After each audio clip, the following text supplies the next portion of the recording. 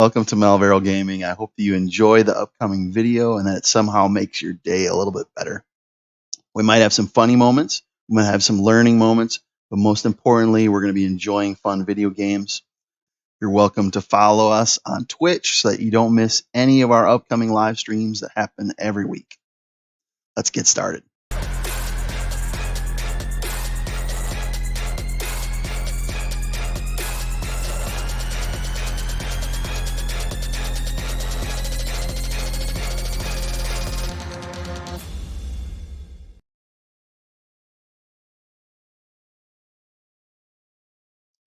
It's true.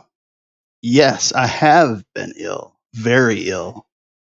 But why do you say that I have lost control of my mind? Why do you say that I am mad? Can you not see that I have full control of my mind? Is it not clear that I am not mad?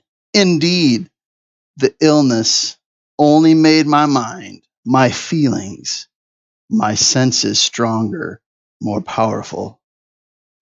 My sense of hearing especially became more powerful. I could hear sounds I had never heard before. I heard sounds from heaven, and I heard sounds from hell.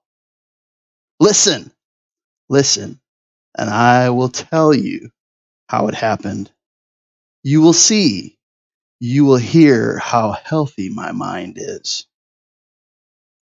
It is impossible to say how the idea first entered my head. There was no reason for what I did. I did not hate the old man. I even loved him. He had never hurt me. I did not want his money. I think it was his eye. His eye was like the eye of a vulture, the eye of one of those terrible birds that watch and wait while an animal dies, then fall upon the dead body, pull it to pieces to eat it. When the old man looked at me with his vulture eye, a cold feeling went up and down my back. Even my blood became cold. And so I finally decided I had to kill the old man and close that eye forever. So you think that I am mad. A madman cannot plan, but you should have seen me. During all of that week, I was as friendly to the old man as I could be, and warm and loving. Every night, around 12 o'clock, I slowly opened his door. And when the door was opened wide enough, I put my hand in, and then my head. In my hand, I held a light covered over with a cloth so that no light showed, and I stood there quietly. Then, carefully, I lifted the cloth just a little so that a single thin, small light fell across that eye. For 7 nights I did this, 7 long nights, every night at midnight.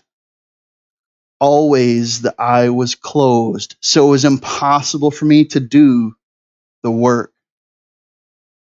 For it was not the old man I felt I had to kill. It was the eye, his evil eye.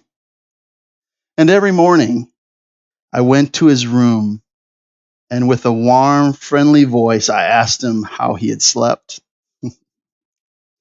He could not guess that every night, just at 12, I looked in at him as he slept. The 8th night, I was more than usually careful as I opened the door. The hands of the clock moved more quickly than did my hand. Never before had I felt so strongly my own power. I was now sure of success. The old man was lying there, not dreaming that I was at his door. Suddenly, he moved in his bed. You may think that I became afraid, but no. The darkness in his room was thick, and black. I knew he could not see the opening of the door. I continued to push the door slowly, softly. I put in my hand with the covered light. Suddenly, the old man sat straight up in the bed and cried, "Who's there?" I stood quite still. For a whole hour, I did not move, nor did I hear him again lie down in his bed. He just sat there, listening. Then I heard a sound, a low cry of fear which escaped from the old man. Now I knew that he was sitting up in his bed, filled with fear. I knew that he knew that I was there. He did not see me there. He could not hear me there. He felt me there. Now he knew that death was standing there. Slowly, little by little, I lifted the cloth. Under small light escaped from under it to fall upon that vulture eye. It was open, wide open, and my anger increased as it looked straight at me. I could not see the old man's face, only that eye, that hard blue eye, and the blood in my body became like ice. Have I not told you that my hearing had become unusually strong? Now I could hear a quick, low, soft sound, like the sound of a clock heard through a wall. It was the beating of the old man's heart. I tried to stand silently, but the sound grew louder. The old man's fear must have been great indeed. And as the sound grew louder, my anger became greater and more painful. But it was more than anger. In that quiet night, in the dark silence of the bedroom, my anger became fear, for the heart was beating so loudly that I was sure someone might hear. The time had come. I rushed into the room crying, "Die! Die!" And the old man gave a loud cry of fear as I fell upon him and held the bed covers tightly over his head. Still, his heart was beating, but I smiled as I felt the success was near. For many minutes, that heart continued to beat, but at last the beating stopped. The old man was dead. I took away the bed covers and held my ear over his heart. There was no sound.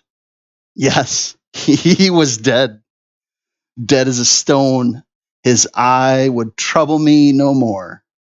So, am I mad, you say? You should have seen how careful I was to put the body where no one could find it. First, I cut off the head, then the arms and the legs. I was careful not to let a single drop of blood fall on the floor. I pulled up 3 of the boards that formed the floor and put the pieces of the body there. Then I put the board down again, carefully, so carefully that no human eye could see that they had been moved. As I finished my work, I heard that someone was at the door. It was now 4 o'clock in the morning, but it was still dark. I had no fear, however, as I went down to open the door. 3 men were at the door, 3 officers. of the police. One of the neighbors had heard the old man's cry and had called the police. These three had come to ask questions and to search the house. I asked the policeman to come in. The cry, I said, well, it was my own in a dream. The old man, I said, was away. He had gone to visit a friend in the country.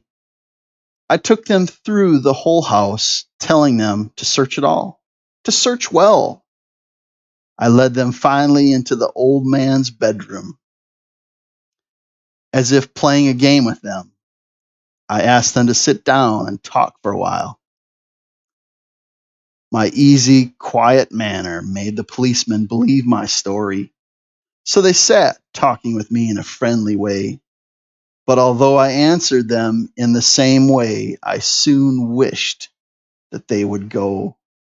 My head hurt, and there was a strange sound in my ears. I talked more, and I talked faster. The sound became clear, and still they sat and they talked. Suddenly, I knew that the sound was not in my ears. It was not just inside my head.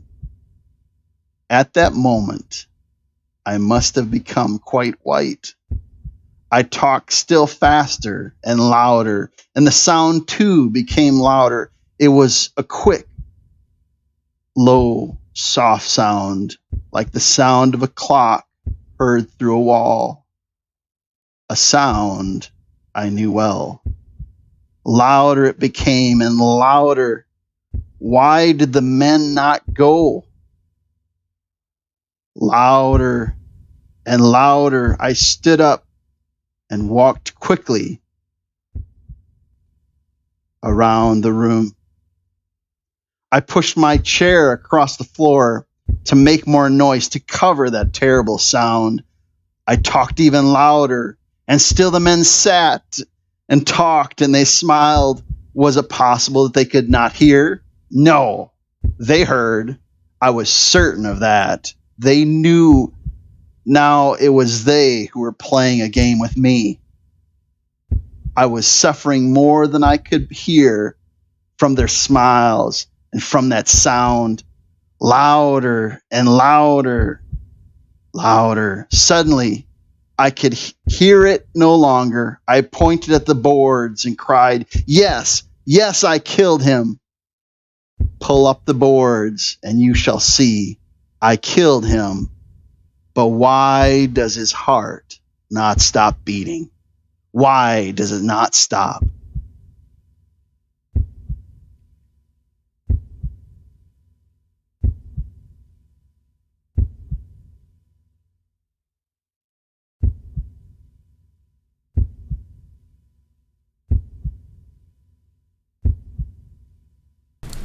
And I hope you enjoyed a classical piece of fine literature. Edgar Allan Poe was the Stephen King of his generation. And so that being said, I appreciate you being here as I do this reading. And I hope you have a wonderful night. You can feel free to follow me on Twitch. I have links to YouTube where I'll be posting this video. And you can subscribe on YouTube. And if TikTok is your game, you can go and watch some funny videos that I post there occasionally. Otherwise, you have a wonderful night, and I will catch you later.